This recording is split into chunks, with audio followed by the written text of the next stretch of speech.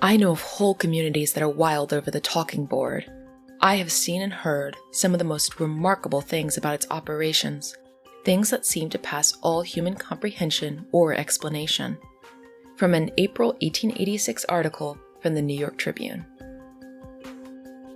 Welcome to Buried Secrets, a podcast about the paranormal, the occult, and weird and forgotten history. I'm Chris. And I'm Jen. So today we're continuing our series on Ouija boards. Last week, we didn't quite actually get to talking about Ouija boards at all. But I promise we'll actually talk about Ouija boards today. We'll focus on kind of like how they came to be and their invention. Last week, we talked about planchette, which was a type of automatic writing. Its popularity was really huge when it was big. It was really big, but that popularity peaked around 1868. If we skip forward a little bit to April 1886, there were a flurry of articles in a bunch of different newspapers talking about how people were starting to get obsessed with what they called talking boards in Ohio. So it seems like the Associated Press or some other similar newswire service must have written a story about it, and it got published all across the country. I found countless articles about it, but there's really 3 permutations on that single article, which is kind of funny. And all these papers, in every state, basically just printed these same 3 articles saying, people in Ohio are obsessed with talking boards. So I wanted to read a little bit from them, because they're kind of fun. So the first one I wanted to read from was titled, "The New Talking Board, The Mysterious Movement, Which is Fascinating Ohio People." Which is a really fun way. Some of the articles say Ohioans, some say Ohio people, Yeah. Ohio so many people. ways to refer to them. So this is from the news in Frederick, Maryland, April 10th, 1886. So to read a little bit. Many of our readers will still remember planchette, this strange little heart-shaped board with a pencil at its point which used to walk over yards of paper and write no end of sense and nonsense if the fingertips of 2 persons touched the upper surface of the board. Planchette had its day, and mostly died out, but the same mysterious force which used to impel it is moving now another kind of little board, and setting whole communities of eminently sober and respectable Ohio people on their heads. Eminently sober and respectable Ohio people. Right? They were so sober and respectable before they discovered these talking boards. It's just like with the planchettes, Exactly. They were, what was that? A planchettist? Is that what he called himself? himself? Like Confessions of a Reformed Planchettist or something. Yeah. We're going to have a future episode where we talk about Ouija mania and really dive deep Ouija into mania. kind of how people reacted to Ouija being popular and what they said about people who are into Ouija. And then also down the road, I'm starting to collect notes for kind of the Ouija backlash and people saying it's evil and stuff. So all of that's coming. We'll talk about that at length. I found some fun stuff. Amazing. But this article, to get back to talking boards, it describes how you would make a talking board. So it sounds like most people were making them, they weren't buying them. You would write the alphabet on a board, as well as the words yes and no, good evening, and good night in the corners. I love that there's this assumption that you would only use it at night. Yeah, because that's the only time the spirits come out, right? Or the only time people are at parties, I guess. So I thought that was kind of fun. Good evening and good night. I had to think for a second. I was like, what's the difference? And I was like, oh, I guess good evening's hello and good night is goodbye. Oh, right. I think. I didn't pick up on that. Because now they say hello and goodbye. Right. Yeah. But I find it kind of creepier and more evocative to say good evening and good night. Yeah. I like that. It's classier. Mm-hmm. So the instructions vary a little bit from what we're used to. So it described a tiny table, like a square table, with 4 legs. This table would be 3 or 4 inches high and very thin and light. So it said, 2 people would sit opposite each other and take the board upon their knees. The little 4-legged table is placed upon the board. The 2 persons grasp lightly with the thumb and forefinger the corners of the table that are next to them. There's an illustration that came with this article that I really liked, and it was a very proper Victorian woman and a very proper Victorian man. And the illustration was really notable to me because they're really pressed up against each other, their knees are touching. And the board, is balanced between the 2 of them. So they have to be touching, because of the board. Yeah. But I kind of realized when I was looking at that, I was like, oh, I think I know now why Ouija became so popular. Because it's an excuse to touch someone, like in the Victorian era. You're like, oh, well, we have to be like pressed up against each other, like our legs, because otherwise the board would fall off. And also, you could kind of send a message to someone, like you could make the board say something that maybe you're not supposed to say, and you could say, oh, yeah, you know, it was the spirits. Like, it gives you this plausible deniability. Yeah, oh my god, so sneaky. Yeah, so like as I was looking at that picture, I was like, okay, it all makes sense now. So then these two people would be quiet, and they would ask a question to start the session. And the question they would ask is, are there any communications? Which is such a weird question. Why not just be like, is there anyone there? Or like, do you want to talk to us? Yeah. Yeah. And then, you know, it talks about the old school planchette would move around on the board. It would answer questions. And it says, sometimes it talks utter nonsense. And again, it will write real information. When a question is asked, the table moves toward the letters and the foot steps upon the first one of the sentence to be written out. Then it passes to the next one and the next and so on with more or less rapidity. A gentleman who has experimented with the thing says, sometimes the table will cover 2 letters on its feet, and then you hang on and ask that the foot be moved from the wrong letter, which will be done. But I don't really understand these instructions, because if the table has 4 legs, how do you know which leg is the right one?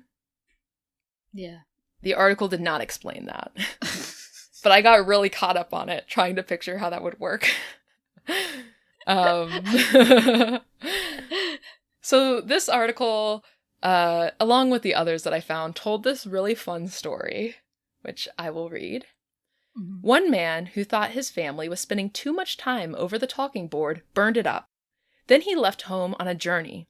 When the talking board could not be found, someone made another, and the amusement went on as before. To the question of what had become of the other board, the answer was given, Jack burned it up, which somewhat astonished Jack on his return. I kind of think this story is fake, because it's kind of repeated in all these different articles, and it's a little too good to be true, but it is a fun story. Yeah. And one other interesting thing that the article mentioned was that you can either ask the questions out loud, or you can ask them mentally. And it said I've heard that, like, of that. Yeah, I hadn't.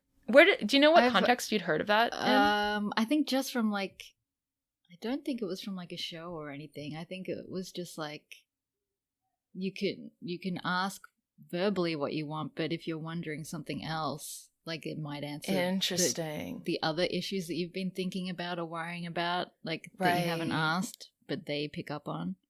Yeah, that makes sense. I really like that, because especially if you're the one asking like a mental question and you're not at the board, then if it gives you a real answer, that's really interesting. It's kind of like Estes session. But then you can't thing. Like prove that you asked that question, you know? No, you can't. So unless you wrote it down. Yeah. And then showed them your notebook after or something. Just more like a magician style trick. Right, exactly.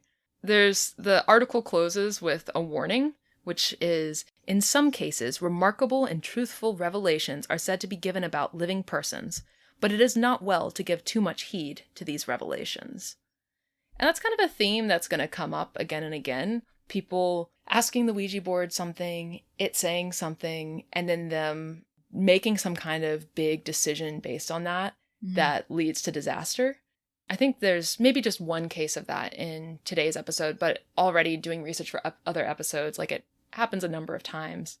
Part of it is I wonder if you already are feeling a certain way towards someone and you kind of want a reason to dislike somebody or to blame someone for something or to do something that you know is bad. Yeah. Maybe the board can kind of like enable you to be like, oh no, it's not me. It's the board that says I should do this thing. It's almost like the whole Salem witch trial thing. Mm-hmm.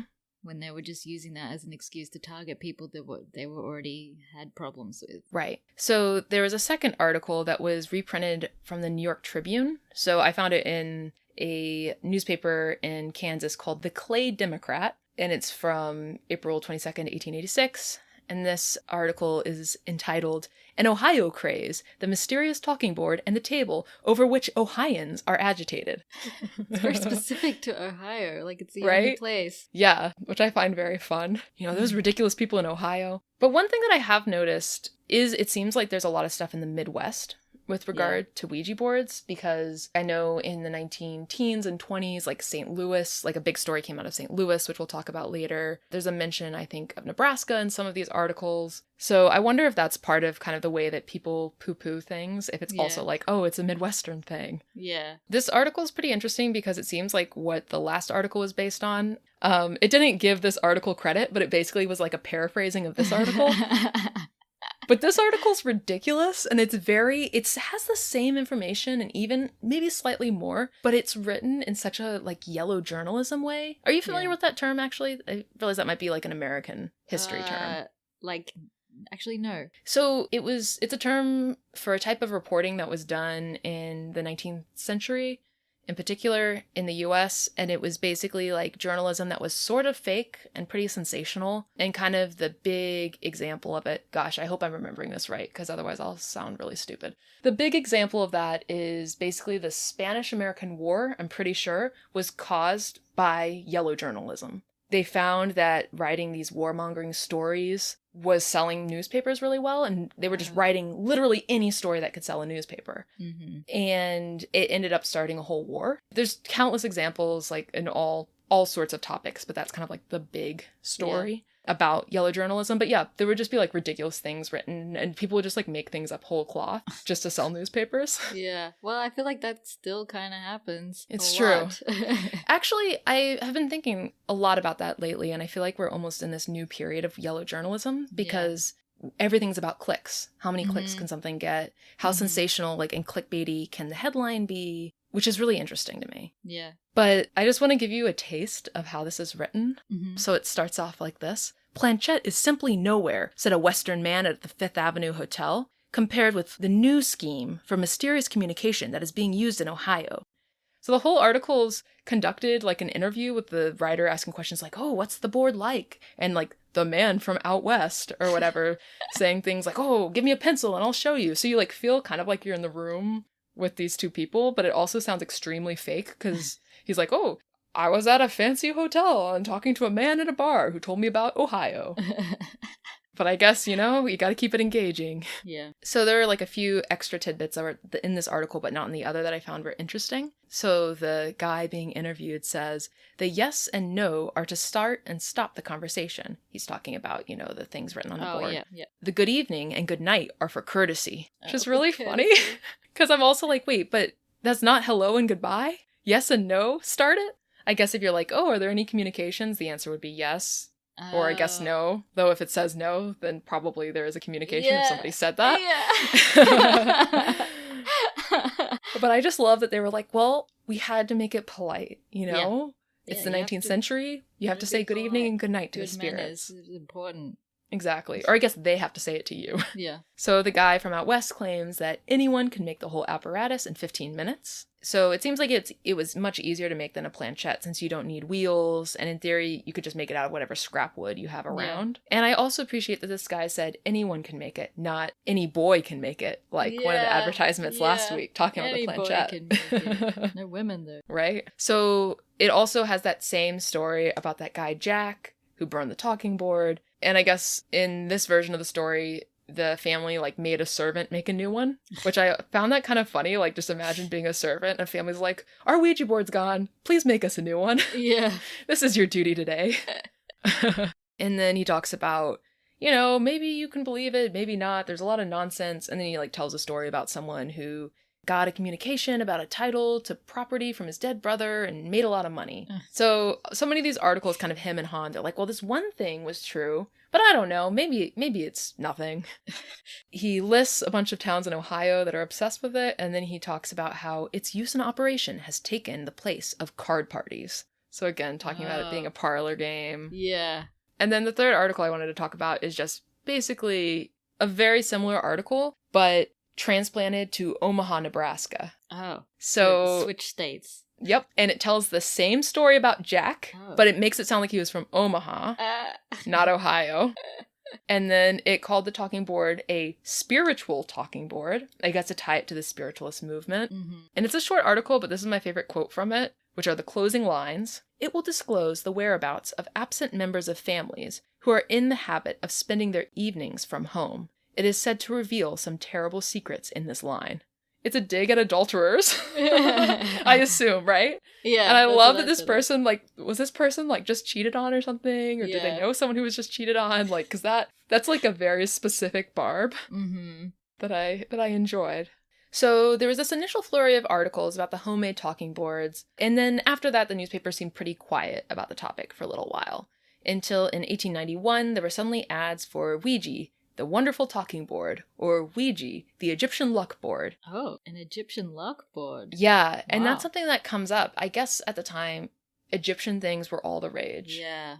Which I guess, like, I sort of knew. Like, I remember reading about 19th century people, and I don't remember when in the 19th century this was, but, like, getting mummies and grinding them up and then, like, eating the powder for health. Oh. That was a thing that was done, I think, in England. I can't remember if it was done. I'm sure it was done in America. Like, that sounds like the kind of ridiculous thing Americans would get into as well. But I remember reading about that with, like, kind of talking about colonialism and, like, the pillaging of all this, like, Egyptian history and stuff. And people were literally just grinding up mummies and ingesting them, which seems bad. That's so gross. On so many levels, that's gross. Because I was thinking when you said, like, because Egyptian stuff was all the rage back then, because I remember in The Mummy, that was the same time period, right? When everything, all the artifacts and stuff were being discovered and then sold or, like, taken to museums, like, basically white people going and looting all these historic places and taking the artifact. Yeah. So kind of anything they could do to tie Ouija to Egypt would make it seem so much more mysterious and, like, exotic and magical. And I wanted to read the copy that I found in an ad for a bookstore called Vickery and Company that sold Ouija boards in Virginia. This is an ad from 1891. I found this ad with the exact same copy repeated elsewhere in, like, totally different states, totally different bookstores. So I think this might be copy that the manufacturers of the Ouija board wrote and then gave to their partners and was like, here, use this copy. It's bound to sell Ouija boards. And this is long and flowery, but I want to read it because it's so funny to imagine this as ad copy, especially compared to what ads are like now. So, the Ouija is without doubt the most interesting, remarkable, and mysterious production of the 19th century. Its operations are always interesting and frequently invaluable, answering, as it does, questions concerning the past, present, and future with marvelous accuracy. It furnishes never-failing amusement and recreation for all classes, while for the scientific or thoughtful, its mysterious movements invite the most careful research and investigation, apparently forming the link which unites the known with the unknown, the material with the immaterial. It forces upon us the conviction that a great truth was contained in the statement of the Danish prince, "There are more things in heaven and earth, Horatio, than were ever dreamed of in thy philosophy," which is a quote from Hamlet. It's such a long block of copy. Who knows if anyone even made it to the end, but I guess people were used to, like, reading long things back then. But I love, like, the Hamlet quote where they're like, oh, this is really going to get them to buy this toy. Them. Yeah. I found another ad, also from 1891, that was pretty interesting. So it spells Ouija, OUI-JA, and I noticed that was, like, a spelling that showed up in a bunch of random places. People were just very liberal with the way they decided to spell it. Yeah. There's also plenty of spellings where it was like WEE-GEE. Ah. Like phonetically. Ah, that's awful. That was more in, like, the early 20th century where I was, like, seeing that. Really offensive to me. Right? It's so aesthetically displeasing. And also it's like, at that point, people know how to say it. You don't need to write it out phonetically when it's already been around for, like, 30 years or whatever. But so this one says, Ouija, the talking board, the latest parlor game, will answer questions on politics, everyday topics, or love affairs. And then it says, call and see it at D.T. Johnson's paper store. I love, it sounds just like some salesperson was like, okay, what can we say about it? It talks about politics and I guess everyday topics, normal things. Yeah. Like, just someone, like, trying to think of something to say about it. It's kind of the opposite of the last ad, which had, like, a very so much deeper and, like, thing. flowery, and this one's just like, find out if your lover is cheating on you. Exactly. With this, talking to spirits. or learn about before, everyday right? topics. Yeah, everyday topics. Not very exciting. Mm-mm. There's one ad that I found from Missouri from 1892 that says, Ouija, the Egyptian luck board. What is it? Ask for Ouija, the most wonderful invention of the 19th century, and you will soon find out. A talking board, silent and mysterious. It works wonders. I like this copy because it's so creepy. The "you will soon find out" reminds me a lot of the letters that were written to the people who lived in the Watcher House. Yeah. Because there was like that That's line so where it was creepy. like, what is living in the walls? You will soon find out. Or like, what are their names? You'll soon find out. Something like Yeah. that. So at least that ad was mysterious. So then I want to talk about the company that produced the Ouija board, like these first Ouija boards. But before I do that, I have to acknowledge the source for this, and surely like many of the future episodes in this series, there's a Ouija historian named Robert Murch, M-U-R-C-H, who's been researching Ouija boards since 1992. And he has this encyclopedic website about it. In every article about Ouija, he's the guy who's quoted. He is the Ouija guy. The Ouija guy. What a title. Yeah. Pretty much anything here that doesn't come from a primary source comes from him or an interview with him or one of his websites. You know, there's like a few other articles I looked at and those will be in the show notes, but like this guy got really obsessed with Ouija boards and has done an enormous amount of research, which is really cool, but also pretty overwhelming to go through the website because it's, like I said, encyclopedic. So the original manufacturer of the Ouija board was a company called the Kennard Novelty Company. Kennard spelled Kennard. They didn't invent the Ouija board. You know, we know that the talking boards existed, and this company wasn't started until 1891. So several years after, you know, all those articles came out in 1886. Some people say that the inventor was a Prussian immigrant named E.C. Reiche, I think is how you say it. R-E-I-C-H-E. And some people say, like, he sold the invention to Kennard. Later, he accused Kennard of stealing the invention. But really, it seems like the talking board was the invention. We don't know who invented that. Yeah. And then this guy maybe made a version of the talking board. So Kennard said that he thought of the idea of the Ouija board at home in his kitchen, and he used a overturned teacup on a breadboard, and he put his hand on it and watched it move as if on its own, and said that was, you know, a great way to access his subconscious. And he, you know, this was this new thing he was going to manufacture that he thought of all by himself. So who is this guy, Charles Kennard? He was the son of a merchant. He moved to Baltimore in the late 1880s, and he claimed to have developed a, quote, secret recipe for bone mix fertilizer. And he had some success in the fertilizer business for a little while, but his business eventually failed because of competition and because of, it sounds like there was some like weather issues that screwed with the business. So he got out of that business, but while he was in the fertilizer biz, he had an office next to that guy we were talking about before, Reiche. This guy Reiche had been a furniture maker, then a coffin maker, then an undertaker, which was, I guess, a pretty normal career path back then. Yeah. But I think one reason why people are so stuck to the idea that, like, this guy Reiche invented the Ouija board is because it's so much more fun to say, oh, the Ouija board was invented by a coffin maker, than to say, we don't know who invented it. It was popular in Ohio. Super creepy. Right? And I've even read things online that claim that the first Ouija boards were made out of the wood of coffins, which, I don't know, maybe it's possible, but I haven't seen anything that actually backs it up. Yeah. But so they had offices next to each other. Reiche loved to tinker with things, and he started making prototypes of a talking board. Kennard ended up getting into real estate, and then he also started pitching investors on a new invention that he thought of all by himself, a talking board. So in 1890, Kennard gathered a group of investors, including Elijah Bond, a local attorney, his law school friend Harry Rusk, Colonel Washington Bowie, who was a surveyor, and a few other people, and they raised $30,000 in capital and started a novelty company to make Ouija boards. This is just a side note. Kennard became a Freemason in 1880, and so it's been suggested that he met his fellow investors through, like, the Freemason groups that he was in. So that doesn't mean anything creepy, but I think it's like an interesting detail. And people like to know when Masons are involved in things. Yeah. So figured I would bring it up. So none of these people were spiritualists. They were just businessmen. The company was incorporated the day before Halloween, which is very fun. So they had to come up with a name for this new board that they were going to sell. At first, it sounds like they're calling it a witch board, which I actually think is an awesome name. Yeah. But maybe not super marketable. No. Depends how people are feeling about witches at the time. Yeah, and usually it's not great. No. If you look online, a lot of people say that Ouija comes from the French word for yes, oui, and the German word for yes, ja, J-A.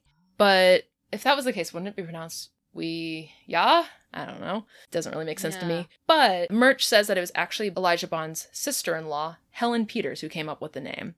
So I'm very excited to tell you this story. It's delightful. We're going to go into a digression, but it's a good one and it's worth it. Good, let's do it. So Helen Peters was a well-off, well-educated society woman. Bond at one point described her as a strong medium. She was also a total babe, based on a picture that her husband drew of her from this time period. Very attractive lady.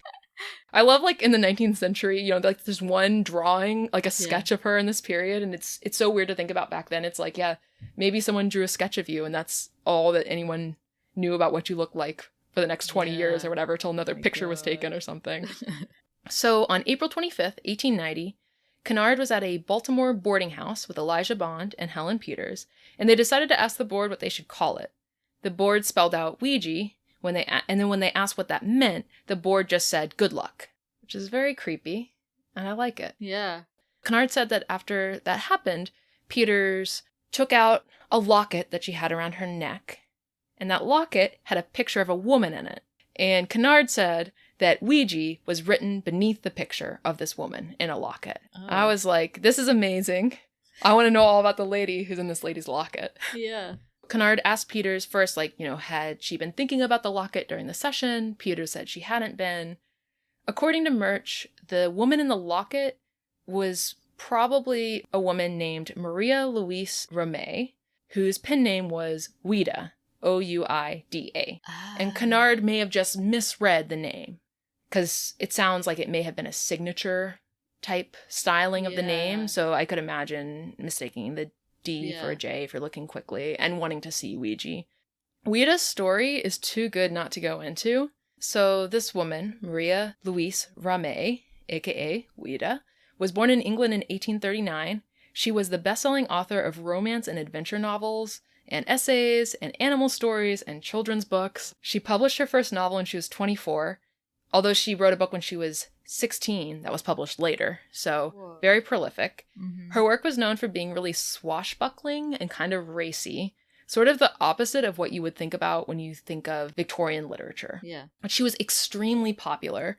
Even Queen Victoria was a fan of her work. Oh my god. Which I love.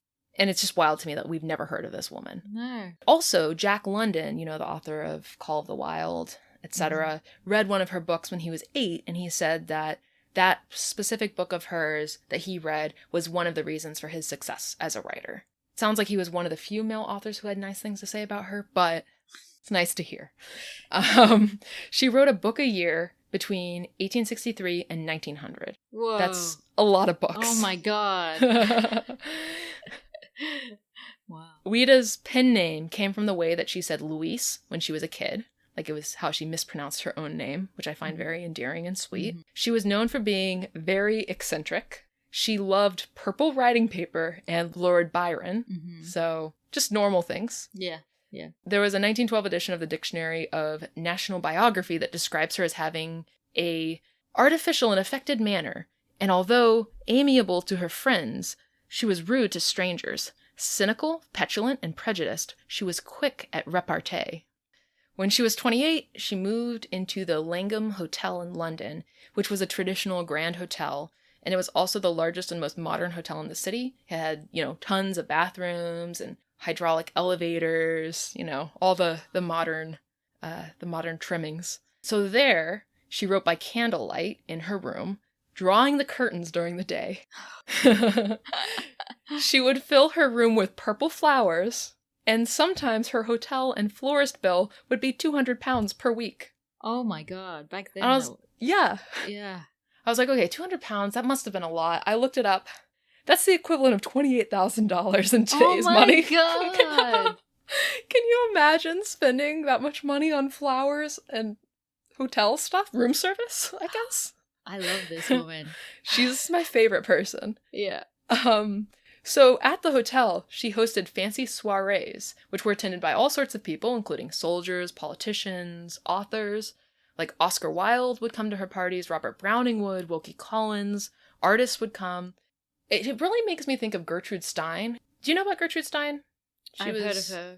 Yeah, so she was kind of like the patron of the arts for the lost generation, I guess you would say. So after World War I, she had tons of salons at her place in Paris, and she would invite all the best artists and writers, and she was a lesbian, and she was kind of an asshole. Like, one of her famous books is called The Autobiography of Alice B. Toklas.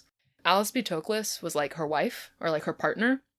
So she wrote her own partner's autobiography.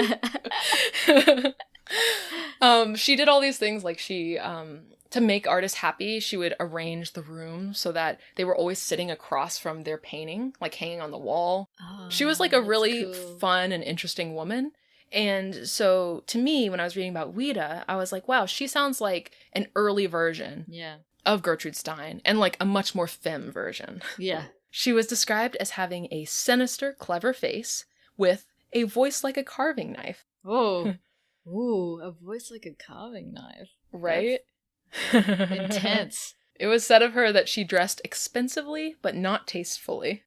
Continuing to be my favorite person. Yeah, definitely. So when Ramée was older, she lived a expensive and affected life with dogs and frequent hopeless infatuations in Italy, according to the Bloomsbury Dictionary of English Literature. She lived with her mom in Italy. That Dictionary of Literary Biography described her as having lived for most of her career and died in Italy, surrounded by the dogs whose company she came to enjoy more than that of many humans. Her main monument in England is a drinking fountain for dogs. Oh, what a life. Amazing. Right? This woman made a lot of money, but she managed it very badly. At one point, she was just living, and I think this was after her mother died, she was living in an Italian tenement that was full of stray dogs that she kept bringing in from the street. At one point, she owned 30 dogs. Oh my god.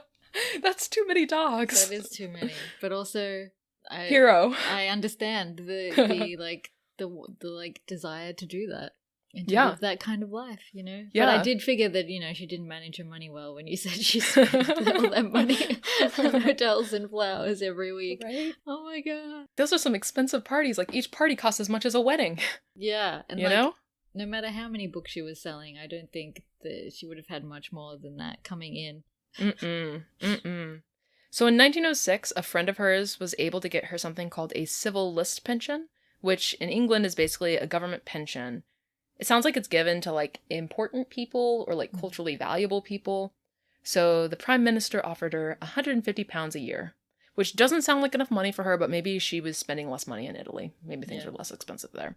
She died of pneumonia in 1908, and, quote, an anonymous lady admirer erected over the grave a monument representing the recumbent figure of Ouida with a dog at her feet. An anonymous lady admirer. So her girlfriend, right? Right? Or someone who is into her. Yeah. I know it's not cool to try to, like, ascribe, like, read into people's lives if you aren't, you know, don't know from history or whatever, but, like, this is really... She sounds really queer. She sounds really queer. Yeah. And even, like, the parallels to Gertrude Stein, I'm like, okay, like, you know, Gertrude Stein, like, very famous queer lady. There's those similarities, but then, you know, there's a lot of stuff here. Yeah. But one of the biggest things, you know, she never married. Yeah. She lived with her mom in Italy. It's, you know, she had an anonymous lady admirer who was into her enough that she, like, made a monument with a statue of her. That's intense. That's more than just like hashtag gal pals, you know? Right. But the thing is, she was beloved by her female fans. Yeah, well. Male writers didn't like her, but her female fans were obsessed. And according to Atlas Obscura, Ouida's signature became, quote, something of a talisman for forward-thinking women like Peters. So, like, literally people would, like, carry around her signature, it kind of sounds like. Like, they were Wow. obsessed with her, which is amazing. Yeah. So, Murch, the Ouija historian, said that it makes sense that Peters, as a well-educated woman, might wear a locket with Ouida's name in it. I love that it's like, did all these ladies have crushes on her? Yeah. Question mark, question mark. Mm-hmm. Peters was a really unconventional woman. So she married in 1891, and she was 40, and her husband was 13 years younger than her. Oh, wow. Which, that's wild for back then. Honestly, that's a little bit wild for nowadays still. Yeah. I feel like people act really weird about that kind of thing still today. But sadly, her part in the history of Ouija has been mostly erased. Even Elijah Bond, her brother-in-law, just calls her a lady friend in his letters. But Peters was really integral in not just naming the Ouija board, but also in getting the board patented.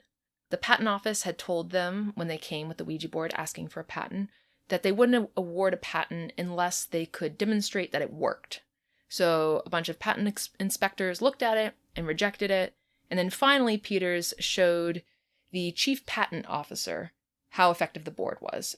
And the officer said that if the board could spell his name, which neither Peters nor Elijah Bond, who was there with her, knew, then he would grant the patent. And under Peters', guidance, the board successfully spelled his name and they got their patent. Although to me, I'm like, they probably figured out his name. Like, they probably had a way. If they're meeting up with this guy, how did they not know his name was? Unless it was like, yeah, I don't know. How did they not know? Yeah. I guess the chief patent officer was very surprised and was like, oh, okay, he was like impressed. But they probably had some sneaky way of figuring it out. Yeah. But, if not for her, they might not have been able to get a patent. It wouldn't have had the name Ouija. And there's a really nice quote from Murch. He says, "For 20 years I researched the fathers of the Ouija board. Turns out it had a mother." Ah, I love that. Right? And then the it's fact really that nice. that was even influenced by, like, a female writer. Right. Makes the Ouija board much more feminist than I thought it was. Yeah, and I just love, like, this is one thing I love so much about history. Like, it doesn't matter what you're deep diving into. If you deep dive into, I think, anything in history, once you dive deep enough, you'll find so many interesting stories about people who've just been totally forgotten. Yeah. Like, I would be so sad if I never got a chance to know who Ouida was, or Helen Peters. They both seem like they were awesome, and it sucks that they were both forgotten. Mm-hmm. So, in Murch's organization, the Talking Board Historical Society has actually worked to add a marker to Helen Peters' grave, talking about her involvement in the Ouija board, which I think is really nice. That's cool. And you can see, like, pictures of them with the, marker that they added. So, interestingly, Peters, later in life, rejected the Ouija board and spoke out against it. And the reason I found really interesting, it touches on something we were talking about earlier, which is, so her family had this beloved collection of Civil War era buttons. I don't know. I don't know why that's beloved. That seems like a Victorian thing that we just can't fathom. Yeah. Civil War era buttons. So some families asked the Ouija board what had happened to it, and the board claimed that another family member had stolen it, or stolen the buttons. And this basically tore the family apart, with some people believing the board, and other people, including Peters, being skeptical and saying that they shouldn't believe the board. Because that's ridiculous, to, like, tear apart your family because a Ouija board told you that someone stole something. Yeah. So after that, Peters rejected Ouija, said it wasn't trustworthy, people shouldn't listen to it. And, my 2 cents is, I think she was right to say that. Yeah. I think it's totally screwed up for people to believe a parlor game over their own family. Mm-hmm. Even if Ouija does sometimes have accurate results, it doesn't mean that every session is going to be accurate, and it doesn't mean that you should, like, ruin your family because of that. Exactly. And it doesn't mean that everyone using it has the proper intentions,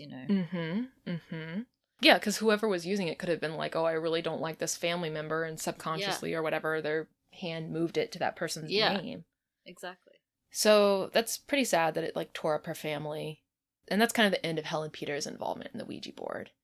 But whatever the reason for the name, Ouija sounded, at least to the 19th century ear, very Egyptian. Oh, okay. So again, like, this association with Egypt really made it that much more, like, alluring. Mm-hmm. So the Kennard Ouija board was made from a few pieces of wood held together by wooden braces nailed to the back. The planchette was shaped like a paddle. So not like a table like the talking boards, but it still had 4 legs like the old talking boards did, the homemade ones. It usually had a bright orange finish with black letters stenciled on top. So by the early 1890s, about 2,000 Ouija boards were being sold per week, which is wild. Wow. I found an article that I liked from 1892, so like the year after Kennard's company started selling Ouija boards, that I just wanted to read a little bit from. So this is from the Thayer News in Thayer, Kansas, April 8th, 1892. A great many of the people have become quite interested as well as amused at the lifelike actions and extreme truthfulness of a little instrument owned by one of the young ladies of this city. The Ouija board has only been invented about a year. We did not learn who it was invented by, but probably by some prominent electrician, for the instrument is worked by the electricity of the human body. I love how confidently they're like, we know nothing about this. Only one person in town has a Ouija board. Yeah. We know nothing, but we know it's done by electricity. It's like we were talking about last week, where in the 19th century, everything was about electricity and magnets. Yeah. And just like, nobody understood what they were. So you could just be like, electricity. It must be electricity. That's the only explanation because we don't understand it. Exactly. You know, we believe in science. We're very logical. It's electricity. Yeah. And it describes the operation of the Ouija board as being similar to the talking board with 2 people propping it across their knees. One interesting thing was it said that the legs of the planchette could be taken out before using the board, and then you would dampen them with water, and then you would put them back in. I guess so they slide better on the slick surface of the board. Oh, right. Okay. But I thought that was kind of interesting because I haven't read that step in using the Ouija board No. other places. This article closes in kind of a funny way, like many of these articles do. It is what may be called a little fortune teller. We understand that some of the boys borrowed it to find out whether their best girls thought of them or of the other fellow, and brought it back in a very dejected manner. They say that it is the best thing in the world to tell the age of old maids. And that's the end of the article. Oh. That's such a non sequitur. I know. Like, the thing where, like, guys seeing if their crush likes them, okay, fine. But the thing about, like, the age of old maids, so just strange. In case they're trying to deceive you about how old they are. Women's deception. Right? So strange. Like, I almost wonder if that's a reference to something in the 19th century that we just don't know that now. we don't understand. Whoever actually invented the Ouija board, it was patented and owned by Kennard's company. But Kennard was not the last person to claim to have invented the Ouija board. One of Kennard's employees and investors, a man named William Fold, would come to say that he had invented it and would end up in some court cases about it, etc. But more on that next week, when we're going to pick up and talk all about what became of Kennard's company, and then we're going to look at William Fold, who is the man whose name was attached to the Ouija boards for much of the 20th century. Oh. Kennard's involvement with the Ouija board ends up being pretty short, and the story of what happened to it next is very interesting. So we can pick back up next week. Cliffhanger. I know, right? Thanks for listening. You can follow us on Instagram at Buried Secrets Podcast. You can write to us at buriedsecretspodcast@gmail.com. You can visit our website, which has all of our show notes and sources, at buriedsecretspodcast.com.